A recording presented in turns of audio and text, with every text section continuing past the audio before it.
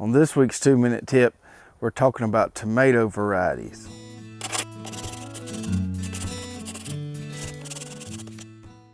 If you live in a high humidity or a high pest or disease environment like we do here in South Georgia, then growing some of the heirloom or some of the specialty type tomatoes has probably been a problem for you in the past. Diseases like tomato spotted wilt virus and tobacco mosaic virus can wreck your tomato crop in just a matter of days and take all that hard work and just flush it down the drain. But don't you worry, my friends.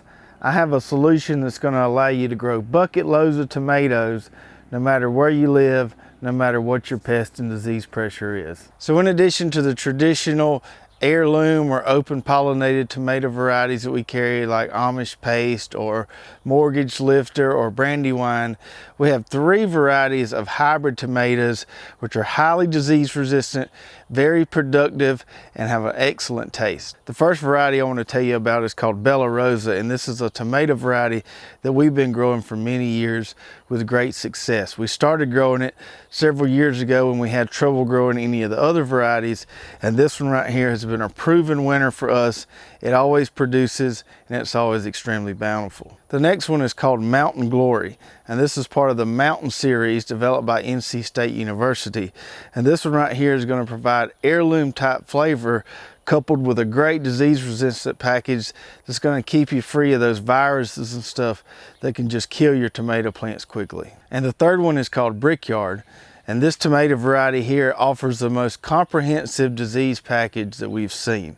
If there's a tomato disease out there, it's likely this guy right here is resistant to it. Each of these 3 varieties here, the Bella Rosa, the Mountain Glory, and the Brickyard, come in pelleted seed form, which means they take that tiny little tomato seed and they coat it with clay to make it larger and round, so it's really easy to singulate, and make sure you only get 1 seed per cell when you're putting these in the seed trays.